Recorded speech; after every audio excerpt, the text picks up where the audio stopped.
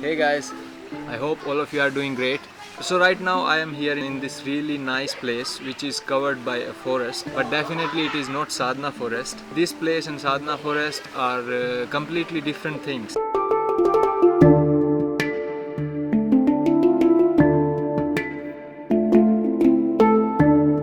So in this video I want to share with you guys my experience of being in Sadhana Forest.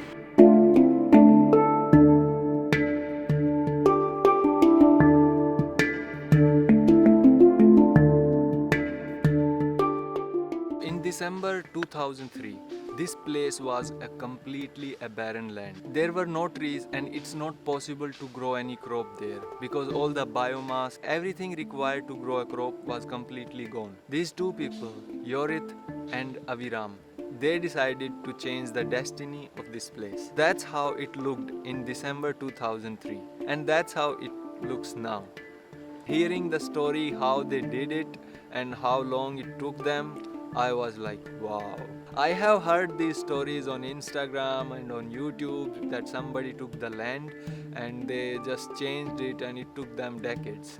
But now I witnessed it with my eyes. And it's not just limited to growing the forest back, they are doing a lot for the whole humanity. In my view, this project is an example for the whole humanity that how we can live a happy life without destroying the whole planet.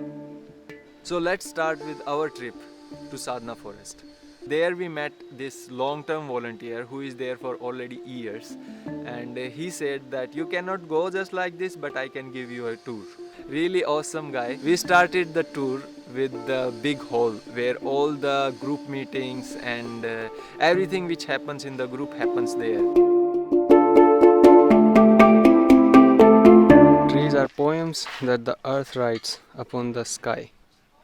Khalil Gibran. Then they heard about Auroville and moved in here, and they wanted an organic farm for a year in Auroville.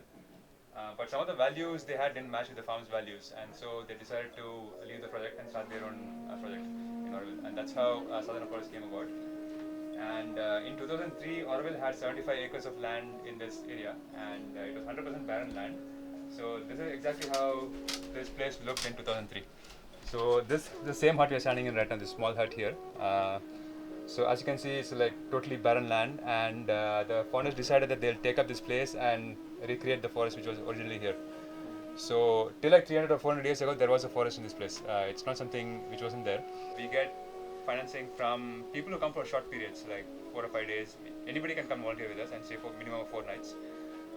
So they tend to pay 600 rupees a day. That covers their food. And to make the soil a lot better, they planted a desert tree from Australia called the acacia tree. Basically, that grew in these kind of conditions because like desert-like conditions. And once that tree grew, it sort of dropped its leaves and all the branches and everything, and the soil became much more fertile. And then we started planting the local trees, the native species, and that's how we had to regenerate the land. All the places where we sleep, like the dormitories, all the places where we stay, all the huts, there is no light or fan.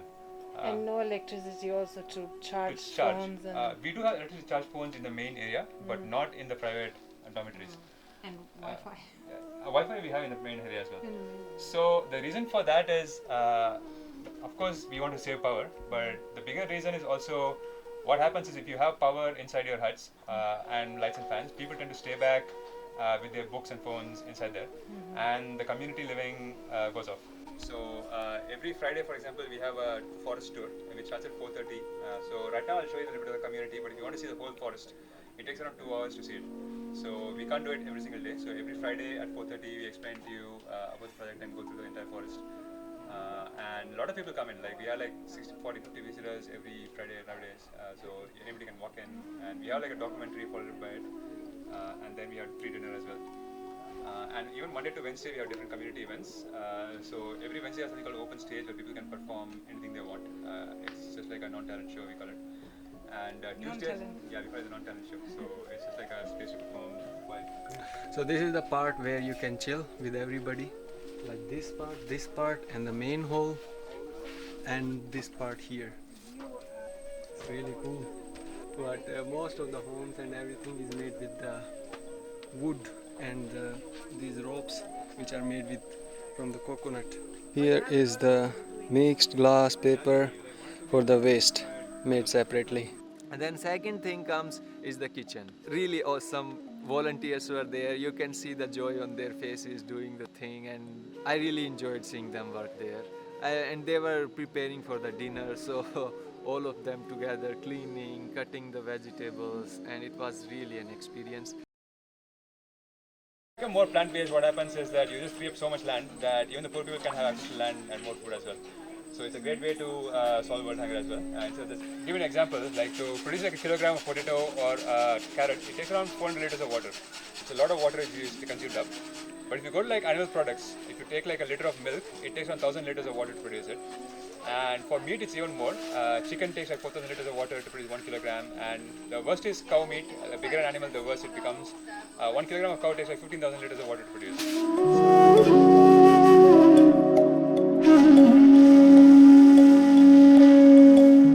Then the third thing is electricity and the waste management. How the electricity is also completely in tune with nature. They are using solar power. So there is no connection here from the normal electricity way. So either it's those solar panels, they are making the electricity, or When they have 2, 3, 4 days of rain, then they don't make enough. Then they don't have enough solar power, and then they recharge the batteries with cycling. That's so cool. it's like a zero waste community, because whatever little bit waste comes, that also they use for some very important purpose like generating the manure. You just take coconut husk and ash and use it to scrub our dishes. And this is how it has been in India for like thousands of years. Traditionally, it has been used in India as well. And the ash we just get from burning firewood. So we don't have to go anywhere, purchase anything, and we don't have to buy any chemicals, other things. Just take the ash and use it here. Oi! And fourth part is stay. The stay was also really interesting. How almost all the buildings are made with the bamboos or the coconut leaves. If you look at most of our huts, they are made up of natural structures like the coconut leaves. That's our construction material. And this is how it was constructed in this area traditionally. But the only problem with this is that every 3 to 4 years it starts leaking a little bit of water, so we change the roof every 4 years of those structures. So all our huts are made of those except this dormitory. Dormitory alone is made up of recycled Tetra packs. So if you look at all these Amul and Tropicana packs which we consume, after they are used up, they are just thrown in the landfill usually, and they are just lying there for millions of years. So there's a company in Gujarat which takes this and compresses it into like this roof, and this has been very, very useful for us. This here is the dormitory. That's where the volunteers stay. This is one of the way of staying. There are two other ways to stay here. This is one of the way. This is the ground floor, and there is up first floor. All the wood, that's where the firepower comes, and all the food is cooked. It's stored here. One of the things for volunteers to do. Other than the dormitory, this is one of the other way to stay. These huts. If you come with the family or a couple, you can stay in these huts. You are regretting coming without shoes? So here is the another dormitory where you can stay. Right now nobody is staying because not many volunteers, but you can stay here in this dormitory as well. You are in completely connection with the nature. Library, which was really nice. There are so many books and open from all sides, windy, so really nice. This is the library. Fiction, French, Spanish, English. And a free clothes store. Non-fictions. And free clothes store also. So you can donate your clothes here or take a piece if you need. This is like really open. Air is coming from every direction. Yeah, That's awesome. That's awesome. Then there is this one more stay area for the long-term volunteers. For few months who are staying, so there is a different stay area for them. The wind is away and fill up and come back. And the reason to do that is because we want you to carry the water. The moment you carry the water, what happens is you really use how much you need. Because you have a tap, you can just keep filling how much water you want. So we really reduce the amount of water we consume. And also, if you are a volunteer here, you also get your, we provide our own soap and laundry powder, which is chemical free. And also we make our own tooth powder here, so we don't use any chemical toothpaste. Then there is hand washing area. There is a mug hanging You put water inside here, and then slowly water will drip out from here, and then this chemical less soap you can use here to wash your hands.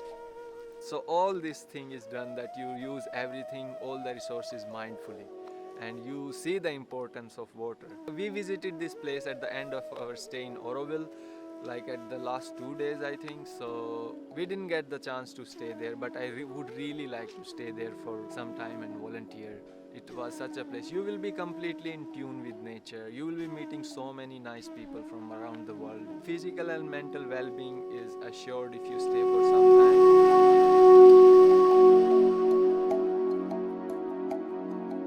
You have to pay 600 rupees to stay. This will be including your stay area fees and 3 times of food and washing, and the rest of the forest also you can see on the Fridays. There is a tour happening, but it was not Friday, so we couldn't see the rest of the place. There are really more interesting things there. Thanks a lot for the tour. It was really awesome to know about this. So before I finish the video, I want to say that this place or this foundation is a lot more than what I could express in this video. More around the world, and in a video you can show this much only. You cannot ever express something like this completely in the video. You always have to come here and witness it yourself. Also, whatever he was speaking, I couldn't show completely because we have time limits. I hope you guys like the video. If you have any question, you can leave them in the comment. We would be really happy to reply. Don't forget to give us a thumbs up and subscribe.